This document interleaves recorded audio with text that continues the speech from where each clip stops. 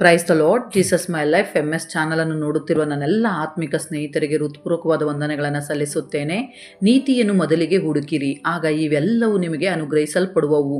ಮತ್ತಾಯನು ಬರೆದ ಸುವಾರ್ತೆ 6ನೇ ಅಧ್ಯಾಯ 33ನೇ ವಚನದ ಆಧಾರದ ಮೇಲೆ ದೇವರ ನೀತಿ ಎಂದರೇನು, ಲೋಕದ ನೀತಿ ಮತ್ತು ದೇವರ ನೀತಿಯ ನಡುವಿನ ವ್ಯತ್ಯಾಸವೇನು ಎಂಬುದನ್ನು ಸ್ಪಷ್ಟವಾಗಿ ವಿವರಿಸುತ್ತಾ ಈ ಲೋಕದಲ್ಲಿ ದೇವರ ನೀತಿಯನ್ನು ಹೇಗೆ ಹುಡುಕಬೇಕು ಎಂಬ ವಿಷಯವನ್ನು ಒಂದು ಸುಂದರ ಕಥೆಯ ಮೂಲಕ ತಿಳಿದುಕೊಳ್ಳೋಣ.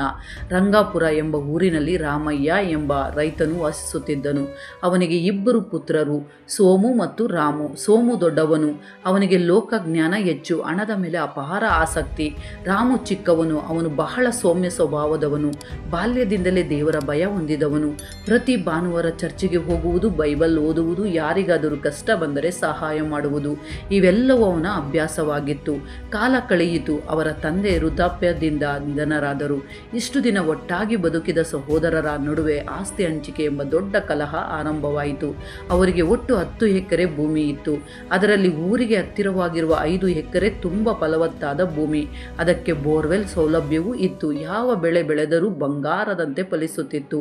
ಉಳಿದ 5 ಎಕರೆ ಊರಿಗೆ ದೂರ ಬೆಟ್ಟದ ಹತ್ತಿರವಾಗಿತ್ತು. ಸಂಪೂರ್ಣವಾಗಿ ಕಲ್ಲು ಗುಡ್ಡಗಳಿಂದ ತುಂಬಿದ ಮರುಭೂಮಿ. ಅಲ್ಲಿ ನೀರೂ ಸಿಗುವುದಿಲ್ಲ. ಒಂದು ಹಳ್ಳಿಯನ್ನು ಸ್ಥಾಪಿಸಲು ಸಾಧ್ಯವಿಲ್ಲ. ಊರಿನ ಹಿರಿಯರು ಪಂಚಾಯಿತಿ ಕೂಡಿ ನ್ಯಾಯವಾಗಿ ಉತ್ತಮ ಭೂಮಿಯಿಂದ ಅರ್ಧ ಮತ್ತು ಕಲ್ಲಿನ ಭೂಮಿಯಿಂದ ಅರ್ಧ ತಲಾ ಪಡೆಯಬೇಕು ಎಂದು ತೀರ್ಪು ಹೇಳಿದರು. ಆದರೆ ಸೋಮನ ಕಣ್ಣುಗಳಲ್ಲಿ ಲೋಭ ಹೊಳೆಯಿತು. ಅವನು ಗಟ್ಟಿಯಾಗಿ ಹೇಳಿದನು, ನಾನು ದೊಡ್ಡವನು, ನನಗೆ ಹೆಂಡತಿ ಮಕ್ಕಳಿದ್ದಾರೆ, ಜವಾಬ್ದಾರಿಗಳು ಹೆಚ್ಚು. ಆದುದರಿಂದ ಆ ಉತ್ತಮ 5 ಎಕರೆ ಭೂಮಿ ನನಗೇ ಬೇಕು. ಆ ಕಲ್ಲಿನ ಭೂಮಿಯನ್ನು ರಾಮುವಿಗೆ ನೀಡಿ.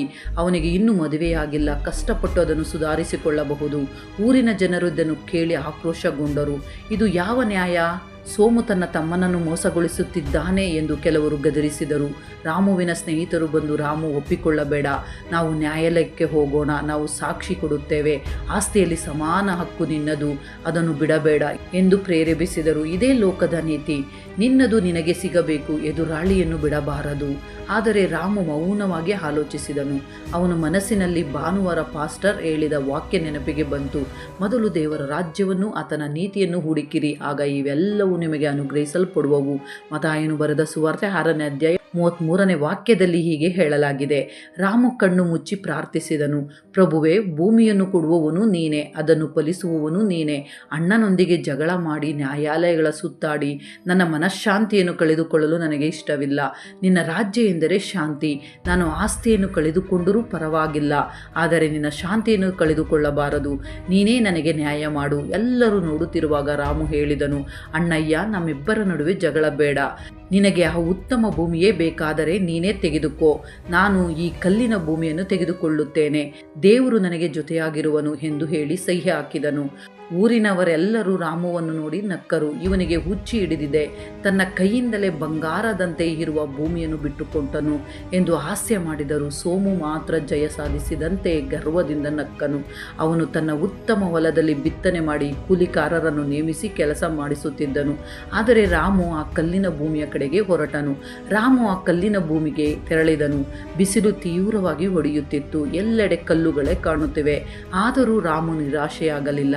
ಆ ಕಲ್ಲುಗಳ ಮಧ್ಯೆ ಮೊಣಕಾಲೂರಿ ಪ್ರಾರ್ಥಿಸಿದನು, ಏಸಯ್ಯ, ಇಸ್ರಾಯೇಲಿನ ಜನರಿಗೆ ಅರಣ್ಯದಲ್ಲಿ ನೀರನ್ನು ಕೊಟ್ಟ ದೇವರೇ, ನೀನು ಈ ಕಲ್ಲಿನ ಭೂಮಿಯಲ್ಲಿಯೂ ಅದ್ಭುತವನ್ನು ಮಾಡಬಲ್ಲೆ. ನಾನು ನಿನ್ನನ್ನು ನಂಬಿದ್ದೇನೆ ಎಂದು ಹೇಳಿದನು. ದಿನಗಳು ಕಳೆಯುತ್ತಾ ಹೋದವು. ರಾಮು ಒಬ್ಬನೇ ಕಷ್ಟಪಟ್ಟು ಕೆಲಸ ಮಾಡಿದನು. ತನ್ನ ಕೈಗಳಿಂದ ದೊಡ್ಡ ಕಲ್ಲುಗಳನ್ನು ಒತ್ತೊಯ್ದನು. ರಕ್ತ ಬರುತ್ತಿರುವಷ್ಟು ಮುಳ್ಳಿನ ಗಿಡಗಳನ್ನು ಕಡೆದನು. ಭೂಮಿಯನ್ನು ಮೃದುವಾಗಿಸಿ ಹೊಲವನ್ನಾಗಿ ಮಾಡಿ ಬೀಜ ಬಿತ್ತಿದನು. ಊರಿನವರು ಹಾಸ್ಯವಾಗಿ, ಏ ರಾಮು, ಈ ಕಲ್ಲುಗಳಲ್ಲಿ ಗಿಡಗಳು ಬೆಳೆದು ಬರಬಹುದಾ? ನಿನ್ನ ದೇವರು ಬಂದು ನೀರು ಹಾಕಾನಾ ಎಂದು ನಗುತ್ತಿದ್ದರು. ರಾಮು ಮುದ್ದು ನಗುಮುಖದಿಂದ, ನನ್ನ ದೇವರು ನೋಡಿಕೊಳ್ಳುತ್ತಾನೆ ಎಂದು ಹೇಳುತ್ತಿದ್ದನು. ಆ ವರ್ಷ ಮಳೆ ತಡವಾಗಿ ಬಂತು. ಸೋಮನ ಹೊಲ ನದಿಯ ತೀರದಲ್ಲಿದ್ದುದರಿಂದ ಅವನು ಆತ್ಮವಿಶ್ವಾಸದಿಂದ ಇದ್ದನು. ಆದರೆ ಅನಿರೀಕ್ಷಿತ ಆಪತ್ತು ಸಂಭವಿಸಿತು. ಆ ಪ್ರದೇಶದಲ್ಲಿ ಭಾರಿ ಕೀಟರೋಗ ಹರಡಿತು. ಸೋಮನ ಬೆಳೆ ಸಂಪೂರ್ಣವಾಗಿ ಕೀಟಗಳಿಗೆ ಆಹಾರವಾಯಿತು. ಔಷಧಿ ಹಾಕಿದರೂ ಯಾವುದೇ ಪ್ರಯೋಜನವಾಗಲಿಲ್ಲ. ಅದೇ ಸಮಯದಲ್ಲಿ ರಾಮುವಿನ ಹೊಲ ಬೆಟ್ಟದ ಹತ್ತಿರವಾಗಿದ್ದರಿಂದ ಬೆಟ್ಟದ ಮೇಲೆ ಬಿದ್ದ ಸ್ವಲ್ಪ ಮಳೆಯ ನೀರು ಹರಿದು ಅವನ ಹೊಲಕ್ಕೆ ತಲುಪಿತು. ಅದಲ್ಲದೆ ರಾಮು ಬಿತ್ತಿದ್ದ ಬೆಳೆ ಆ ಭೂಮಿಗೆ ಸರಿಯಾಗಿ ಹೊಂದಿಕೊಂಡಿತ್ತು. ಸುತ್ತಮುತ್ತಲಿದ್ದ ಕಲ್ಲುಗಳು ಬಿಸಿಯನ್ನು ಕಡಿಮೆ ಮಾಡಿ ತೇವವನ್ನು ಉಳಿಸಿವೆ. ಸೋಮನ ಹೊಲದಲ್ಲಿ ಎಕರೆಗೆ 10 ಚೀಲಗಳು ಬಂದಿಲ್ಲ, ಹಾಕಿದ ಹಣವು ಮರಳಿ ಬಂದಿಲ್ಲ. ಆದರೆ ರಾಮುವಿನ ಹೊಲಕ್ಕೆ ಹೋಗಿ ನೋಡಿದಾಗ ಬಂಗಾರದ ಬಣ್ಣದಲ್ಲಿ ಹೊಳೆಯುವ ಬೆಳೆ ಕಾಣಿಸುತ್ತಿತ್ತು. ಊರಿನ ಜನರು ಆಶ್ಚರ್ಯದಿಂದ ಕಣ್ಣು ತೆರೆದರು. ಆ ಕಲ್ಲಿನ ಭೂಮಿಯಲ್ಲಿ ಬಂಗಾರದಂತೆ ಬೆಳೆ ಬೆಳೆದಿತ್ತು. ರಾಮು ತನ್ನ ಧಾನ್ಯವನ್ನು ಮಾರಿದಾಗ ನಿರೀಕ್ಷಿಸದಷ್ಟು ಲಾಭವಾಯಿತು. ಇದರಲ್ಲಿ ಸೋಮನ ಸ್ಥಿತಿ ಬಹಳ ಕೆಟ್ಟದಾಯಿತು. ಮಳೆ ಹಾಳಾಯಿತು, ಮಾಡಿದ ಸಾಲಗಳಿಗೆ ಬಡ್ಡಿ ಹೆಚ್ಚಾಯಿತು.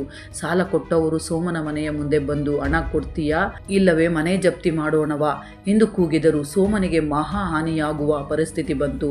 ಅವನು ತಲೆ ಹಿಡಿದು ಕುಳಿತಿದ್ದನು. ಅದೇ ಸಮಯದಲ್ಲಿ ರಾಮು ಅಲ್ಲಿಗೆ ಬಂದನು. ಅವನ ಕೈಯಲ್ಲಿ ಹಣದ ಚೀಲವಿತ್ತು. ಲೋಕದ ದೃಷ್ಟಿಯಲ್ಲಿ ನೋಡಿದರೆ, ನೋಡು, ದೇವರು ನನಗೆ ನ್ಯಾಯ ಮಾಡಿದನು, ಅವನು ನನಗೆ ಅನ್ಯಾಯ ಮಾಡಿದನು, ಈಗ ಅದರ ಫಲ ಅನುಭವಿಸುತ್ತಿದ್ದಾನೆ ಎಂದು ಸಂತೋಷ ಪಡಬೇಕು.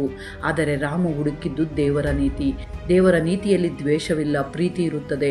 ರಾಮು ನೇರವಾಗಿ ಸಾಲ ಕೊಟ್ಟವರ ಬಳಿ ಹೋಗಿ, ಅಯ್ಯ, ನಮ್ಮ ಅಣ್ಣನ ಸಾಲ ಎಷ್ಟು ಇದೆ ಎಂದು ಕೇಳಿದನು. ತನ್ನ ಬೆಳೆ ಮಾರಾಟದಿಂದ ಬಂದ ಹಣವನ್ನು ತೆಗೆದು ಸೋಮನ ಸಾಲವನ್ನೆಲ್ಲ ತೀರಿಸಿದನು. ಸೋಮನಿಗೆ ನಂಬಲು ಆಗಲಿಲ್ಲ. ಕಣ್ಣೀರಿನಿಂದ ತಮ್ಮನ ಕಾಲಿಗೆ ಬಿದ್ದನು. ತಮ್ಮ, ನಾನು ನಿನ್ನನ್ನು ಮೋಸ ಮಾಡಿದ್ದೇನೆ, ಕಲ್ಲಿನ ಭೂಮಿಯನ್ನು ನೀಡಿ ಅನ್ಯಾಯ ಮಾಡಿದ್ದೇನೆ. ಆದರೂ ನನ್ನ ಕಷ್ಟದಲ್ಲಿ ನೀನು ಸಹಾಯ ಮಾಡಿದ್ದೀಯಾ, ಏಕೆ ಹೀಗೆ ಮಾಡಿದ್ದೀಯಾ ಎಂದು ಅತ್ತನು. ರಾಮು ಅವನನ್ನು ಎಬ್ಬಿಸಿ ಅಪ್ಪಿಕೊಂಡು ಹೇಳಿದನು, ಅಣ್ಣಯ್ಯ, ಲೋಕವು ದಂಡನೆಗೆ ದಂಡನೆ ಎಂದು ಹೇಳುತ್ತದೆ, ಆದರೆ ನನ್ನ ಯೇಸು ಶತ್ರುವನ್ನು ಪ್ರೀತಿಸು ಎಂದು ಕಲಿಸಿದ್ದಾರೆ. ನಾನು ಮೊದಲು ದೇವರ ನೀತಿಯನ್ನು ಹುಡುಕಿದ್ದರಿಂದಲೇ ಆ ಕಲ್ಲಿನ ಭೂಮಿಯಲ್ಲಿ ದೇವರು ನನಗೆ ಬೆಳೆ ಕೊಟ್ಟರು. ಇಂದು ನಿನ್ನ ಕಣ್ಣೀರನ್ನು ಒರೆಸುವ ಶಕ್ತಿಯನ್ನು ನನಗೆ ನೀಡಿದ್ದಾರೆ. ನನ್ನ ಆಸ್ತಿ ಹೊಲವಲ್ಲ ಅಣ್ಣಯ್ಯ, ದೇವರೇ ನನ್ನ ಆಸ್ತಿ. ಆ ದಿನ ಸೋಮನಿಗೆ ದೇವರ ನೀತಿಯ ಅರ್ಥ ತಿಳಿಯಿತು. ಅದೇ ದಿನ ಅವನು ತನ್ನ ಲೋಭವನ್ನು ಬಿಟ್ಟು ದೇವರನ್ನು ನಂಬಿದನು. ಇಬ್ಬರು ಸಹೋದರರು ಸೇರಿ ದೇವರನ್ನು ಸ್ತುತಿಸಿದರು. ಮುಕ್ತಾಯ. ಆತನ ನೀತಿಯನ್ನು ಹುಡುಕಿರಿ ಎಂದರೆ ಕೇವಲ ಚರ್ಚಿಗೆ ಹೋಗುವುದಲ್ಲ, ನಮ್ಮ ದೈನಂದಿನ ಜೀವನದಲ್ಲಿ ಈ 3 ವಿಷಯಗಳನ್ನು ಪಾಲಿಸುವುದಾಗಿದೆ. ಮಾಡಬೇಕಾದ ಕೆಲಸಗಳಲ್ಲಿ ಮೊದಲನೆಯದು ದೇವರ ಕಣ್ಣುಗಳಿಂದ ನೋಡುವುದು. ಯಾವುದೇ ಸಮಸ್ಯೆ ಬಂದಾಗ ಲೋಕ ಇದನ್ನು ಹೇಗೆ ನೋಡುತ್ತದೆ ಎಂದು ಅಲ್ಲ, ಯೇಸು ಪ್ರಭು ನಮ್ಮ ಸ್ಥಾನದಲ್ಲಿದ್ದರೆ ಏನು ಮಾಡುತ್ತಿದ್ದರು ಎಂದು ಆಲೋಚಿಸಬೇಕು. ಉದಾಹರಣೆಗೆ, ಯಾರಾದರೂ ನಿನ್ನನ್ನು ಅವಮಾನಿಸಿದರೆ ಲೋಕದ ನೀತಿಯ ಪ್ರಕಾರ ನೀನು ತಿರುಗಿ ಮಾತನಾಡಬೇಕು. ಆದರೆ ದೇವರ ನೀತಿಯ ಪ್ರಕಾರ ನೀನು ಮೌನವಾಗಿದ್ದು ಅವರಿಗೆ ಪ್ರಾರ್ಥಿಸಬೇಕು. ಎರಡನೆಯದು ಸ್ವನೀತಿಯನ್ನು ಬಿಡುವುದು. ನಾನು ಯಾವಾಗಲೂ ಸರಿಯೇ, ನಾನೇ ದೊಡ್ಡವನು ಎಂಬ ಮನೋಭಾವವನ್ನು ಬಿಟ್ಟು ಬಿಡಬೇಕು. ನಮ್ಮ ಭಕ್ತಿಯ ಆಧಾರದ ಮೇಲೆ ದೇವರು ನಮಗೆ ಮೇಲು ಮಾಡುವುದಿಲ್ಲ, ಆತನ ಕೃಪೆಯ ಆಧಾರದ ಮೇಲೆ ಮಾಡುತ್ತಾರೆ ಎಂಬುದನ್ನು ತಿಳಿದುಕೊಳ್ಳಬೇಕು. ದೇವರೇ, ನನ್ನ ನಿರ್ಧಾರವಲ್ಲ, ನಿನ್ನ ಚಿತ್ತವೇ ನೆರವೇರಲಿ ಎಂದು ಪ್ರಾರ್ಥನೆಯಲ್ಲಿ ಸಮರ್ಪಿಸಿಕೊಳ್ಳಬೇಕು. ಮೂರನೆಯದು ದೇವರ ವಾಕ್ಯಕ್ಕೆ ವಿಧೇಯರಾಗುವುದು. ಕೆಲವೊಮ್ಮೆ ದೇವರ ನೀತಿ ನಮಗೆ ನಷ್ಟವಾಗುವಂತೆ ಕಾಣಬಹುದು. ರಾಮುವಿಗೆ ಕಲ್ಲಿನ ಭೂಮಿ ಸಿಕ್ಕಿದಂತೆ. ಆದರೆ ಅಂತಿಮವಾಗಿ ದೇವರೇ ಗೆಲುವನ್ನು ಕೊಡುತ್ತಾರೆ. ಸತ್ಯನಿಷ್ಠರಾಗಿರುವುದರಿಂದ ತಾತ್ಕಾಲಿಕವಾಗಿ ಕಷ್ಟಗಳು ಬರಬಹುದು, ಆದರೆ ದೇವರ ನೀತಿಯನ್ನು ಹುಡುಕುವವರಿಗೆ ದೇವರೇ ಪೋಷಕನು. ಮುಕ್ತಾಯ. ನೀತಿವಂತನು ಸಿಂಹದಂತೆ ಧೈರ್ಯಶಾಲಿಯಾಗಿರುತ್ತಾನೆ. ನಾವು ದೇವರ ನೀತಿಯನ್ನು ಅನುಸರಿಸಿದರೆ ಈ ಲೋಕದಲ್ಲಿ ಯಾವುದಕ್ಕೂ ಭಯಪಡುವ ಅಗತ್ಯವಿಲ್ಲ. ನಮಗೆ ಬೇಕಾದ ಉದ್ಯೋಗ, ಹಣ, ಆರೋಗ್ಯ ಎಲ್ಲವೂ ನಮ್ಮ ಹಿಂದೆ ಬರುತ್ತವೆ. ಈ ವಿಡಿಯೋ ನಿಮಗೆ ಇಷ್ಟವಾಗಿದ್ದರೆ ಅನೇಕರಿಗೂ ಶೇರ್ ಮಾಡಿರಿ, ಲೈಕ್ ಮಾಡಿರಿ, ಸಬ್ಸ್ಕ್ರೈಬ್ ಮಾಡಿಕೊಳ್ಳಿರಿ. ಮತ್ತೊಂದು ಅದ್ಭುತವಾದ ಅಂಶದೊಂದಿಗೆ ಮತ್ತೆ ನಿಮ್ಮ ಬಳಿಗೆ ಬರಲು ಪ್ರಯತ್ನ ಮಾಡುತ್ತೇನೆ. ಸರ್ವಶಕ್ತ ದೇವರ ಮಹಾಕೃಪೆಯು ನಮ್ಮೆಲ್ಲರೊಂದಿಗೆ ಸದಾ ಇದ್ದು ನಮ್ಮನ್ನು ಕಾಪಾಡಿ ನಡೆಸಿ ಬಲಪಡಿಸಲಿ. ಆಮೇನ್.